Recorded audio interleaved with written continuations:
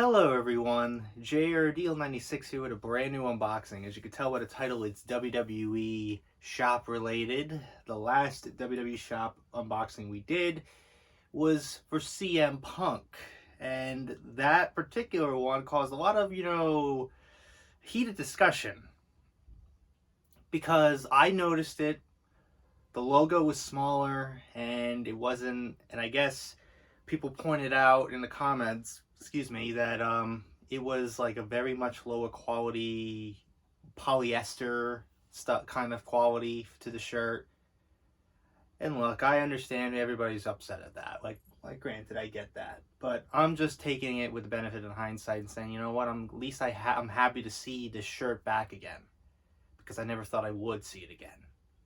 Because if after what happened 10 years ago with Punk, I never thought I would see him again. AEW kind of brought him back, but oh man, after I'm done with this unboxing, I have a huge thing to get off my chest about AEW, believe me. But anyways, we have two shirts today. So we'll start off with, this particular one. We'll start off with this one. I checked to make sure it was the right size, but it is what it is. It's all good. So let's, get this bad boy out. This iconic shirt. I don't know if you want to say that, but it's a cool little special limited edition, special t-shirt to, to celebrate a certain somebody going in the Hall of Fame. And that is the Paul Heyman Hall of Fame 2024 t-shirt. Now you have a great, portrait of Paul Heyman on the front with WWE Hall of Fame 2024. Then on the back, it has all of his stats, kind of like the Rey Mysterio shirt from last year. WWE Hall of Fame 2024. Paul Heyman, hometown of Scarsdale, New York, CEO of the Dangerous Alliance, owner of Extreme Championship Wrestling, Raw color commentator, SmackDown general manager, The Advocate, to the one, behind the one, in 21-1, Brock Lesnar, the special counsel and the wise man to the Bloodline and Roman Reigns, and also a manager for the best in the world, CM Punk. Like, honestly, I've been a fan of his work. Like, he is so good on the mic. Paul Heyman is so good on the mic. He captivates you and draws you in to what he's trying to sell to you. He could be a great, car salesman, and I would be broke within a week. He's so good at his role. He was born to do this.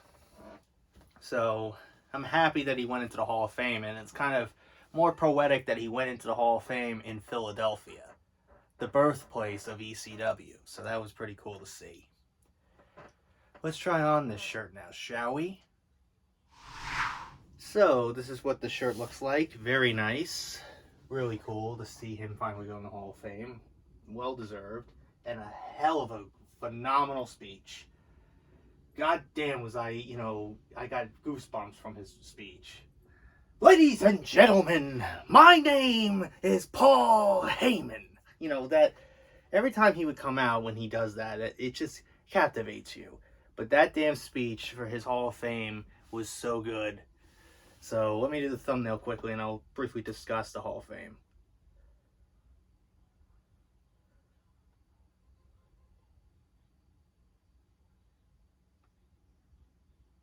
Okay, that should be good for the thumbnail. But, man, that speech was so good. Probably one of the best speeches I've seen ever. Like, I loved Undertaker's, and I loved Rey Mysterio's. Paul Heyman, man. And I'm more surprised at the amount of F-bombs being dropped this year's Hall of Fame. Holy hell, Paul Heyman just let them fly. I think I lost count, maybe 6 to 8 of them. Even more probably, but probably one of the best ones was when he was talking about ECW and the fact that people think that the legacy and spirit of ECW died. And he's like, if you think that the spirit of ECW died in a bankruptcy court in 2001, you can suck my fucking dick. Just brilliant. And just, I was so surprised that they were allowed to, to do that. It was not on, Fox or USA. It was on the whole Peacock, so I'm pretty sure they were kind of giving a little bit of a leeway to it. But still, I'm like, careful now. Don't go overboard. Those damn advertisers are going to be like, that's something I don't want to sell my products on. But anyways, overall that speech was phenomenal. Probably the funniest bit was when he's like, I am blown up. I have to pee. That caught me off guard. But overall, that speech was phenomenal. I really enjoyed his speech. But anyways, now let's move on to the last shirt. And this will tie in mostly to CM Punk once again. Because I can't help myself. And honestly, what more did you expect from me?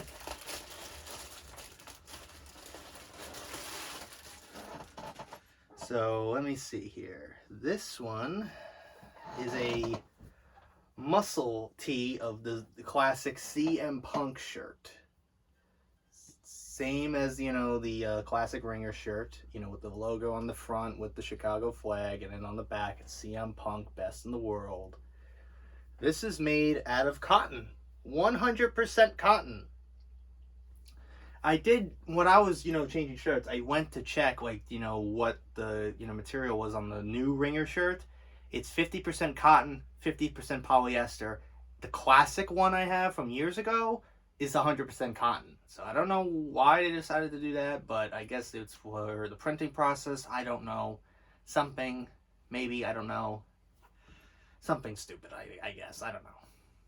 I kind of find it surprising they did that, but I don't know. They advertise it very gigantic on the website, but yet when you get it, it's like you ordered a bootleg. That's what it felt like to me. I'm pretty sure that's what everybody felt like. But anyways, let's try on this shirt now, shall we? So, this is what the shirt looks like. Very nice, very comfortable. I know the sight of me and with my barely any muscle body frame is, bad to the eyes. I get it. No wonder why I don't wear those kinds of shirts all the time. But I wanted to get at least something nice for the cruise that I have coming up next month. So I might as well get something like this and, go to the pool with,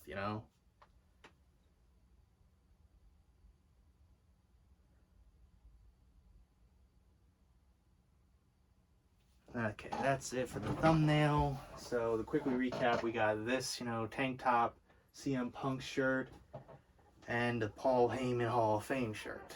Very nice stuff. That's really it on this unboxing, really. But now I want to talk briefly about WrestleMania and the whole thing with CM Punk and, the drama factory known as AEW. First, let's talk about WrestleMania 40. It was the first WrestleMania I watched live since WrestleMania 33. It's crazy. But I've only seen 6 of them live prior to this. 22, 23, 29, 31, 32, 33, and now 40. 40, I think, was the best one they've had in years. All the matches were great. Not all of them were good. Not all of them were great, but they all were pretty good. They belonged. There were some results that kind of surprised me, with Bayley winning the title and, stuff like that. And then especially, the stuff with Damian Priest coming out to cash in his contract. I'll get to that in a second. And I kind of figured, The Rock and Roman were going to win their match. It was pretty obvious. But I kind of found surprising that Jey Uso beat Jimmy Uso. I felt like Jimmy should have won because he's been losing Jimmy. So is Solo, but okay, that's a different story. But no wonder why they kicked Jimmy Uso out of the bloodline when they brought in Tama Tonga, and most likely later on Jacob Fatu.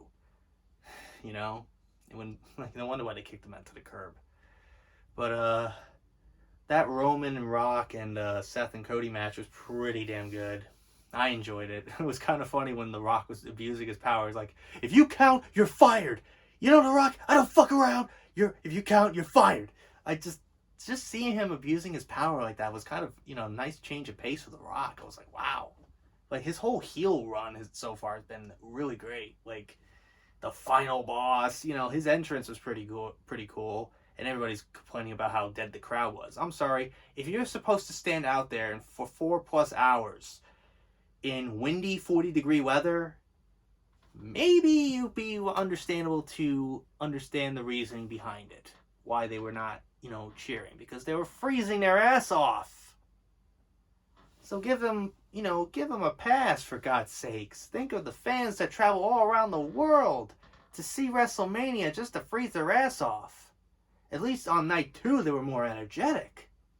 If they weren't as energetic like they were night 2, then I can understand. But night 2, they were more energetic. Trust me.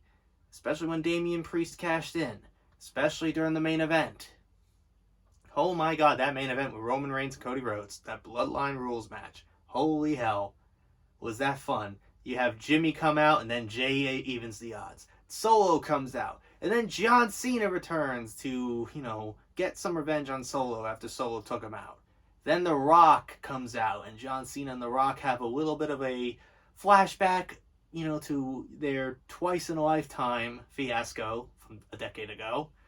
Then the Shield's music hits, and for a second, I thought that Plumber Moxley was coming out. I thought he was coming out. I'm like, no way. No way, because I'm pretty sure if Tony Khan would have been fearing for his life if Jon Moxley made an under-the-table deal with WWE just for that one-off. He would be fearing for his life. But I knew no way they were going to do anything with Dean Ambrose / Jon Moxley.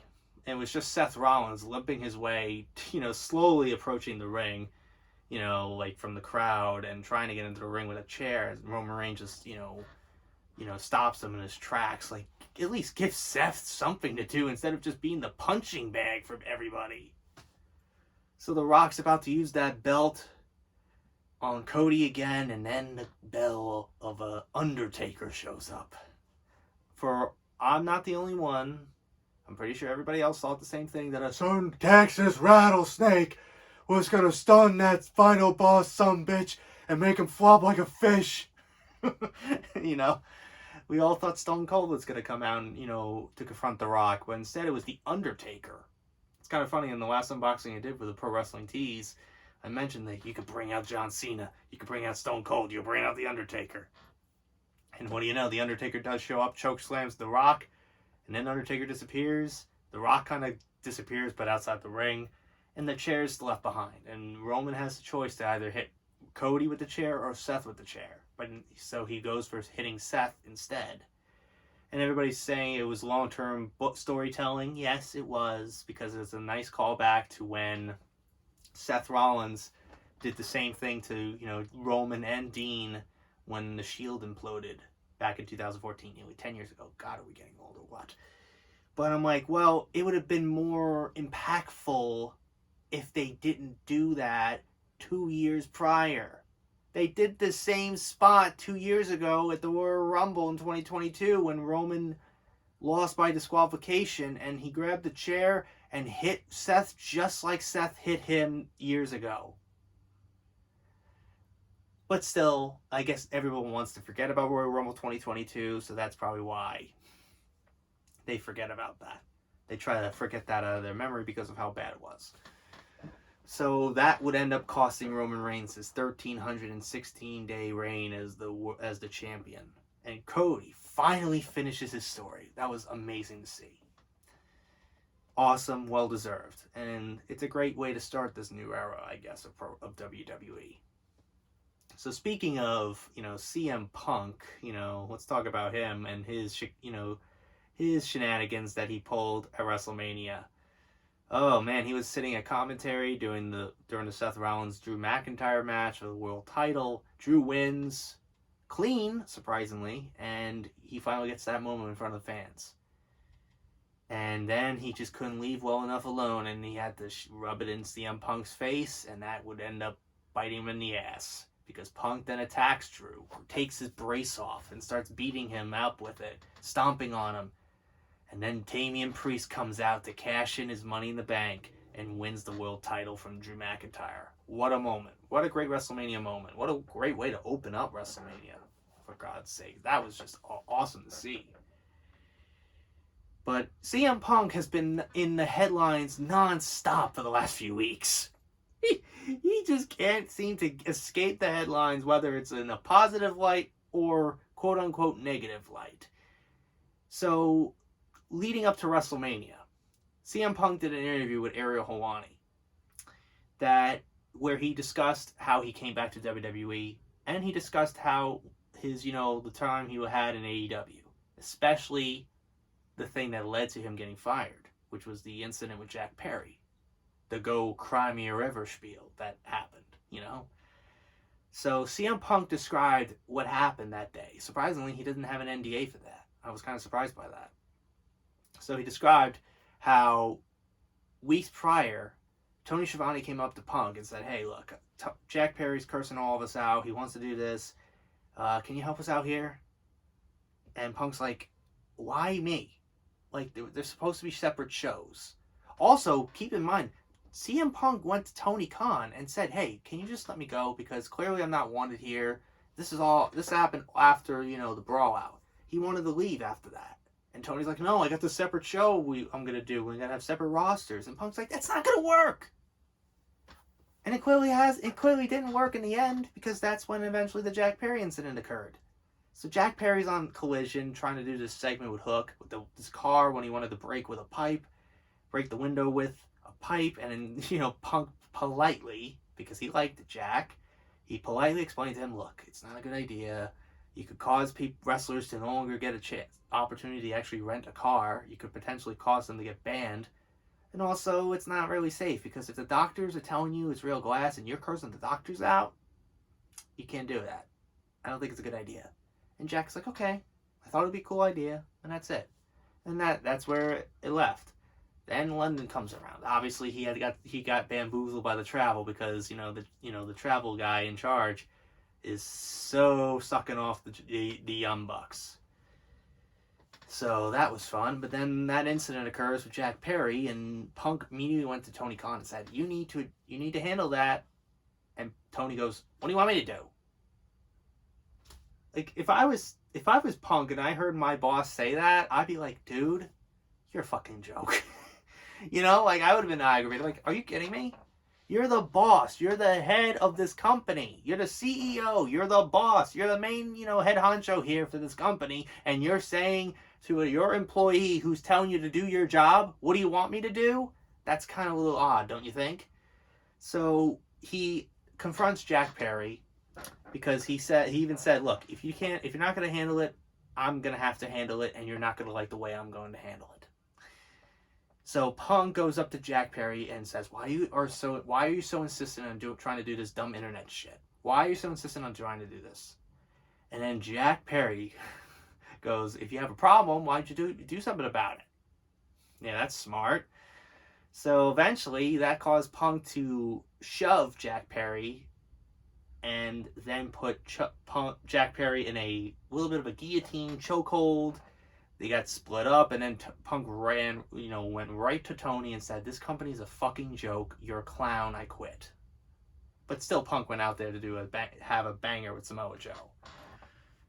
And then, Tony Khan goes the next week, fires CM Punk, and says, "This is the first time in my time of being a wrestling fan that my life was in danger." Like, okay, like, whatever. So after that interview went up from Ariel Helwani and CM Punk, man, did AEW take that like as a personal attack, like as if it was their 9/11. Oh my God! They sent out Edge to do a rah-rah speech. You have the FTR doing something similar. Oh my God! It was so tone deaf to me. Like, it just cringe. I feel bad for everybody involved, but they just couldn't leave it well enough alone. They even doubled down on this personal attack, and they decided to air the footage from All In of when Punk attacked, when Punk, had to humble Jack Perry. Because they decided to, use it in the storyline with the Young Bucks and FTR, and the Young Bucks' excuse of why they lost to FTR at All In is because of this incident. Yeah, okay. Because you are the ones who probably planned this out, you dumbasses. But anyways, I digress. So they had balls and they aired the footage. So when you watch the footage, if it's even around because the AEW is taking it down when they aired it in the first place, maybe it's because of the fact that CCTV, laws in the UK is pretty stricter and you couldn't use it for entertainment purposes. Yeah, maybe they shot themselves in the foot on this one. I don't know. But when you see the footage, it goes exactly the way CM Punk described it. And people are trying to say he sucker punched Jack Perry. Okay. I didn't know that this is a punch. It's a push. He shoved him. He pushed him twice. He pushed that little brat around. And Jack Perry wanted to go for a double leg. And Punk put him in a chokehold to subdue him. And where the hell?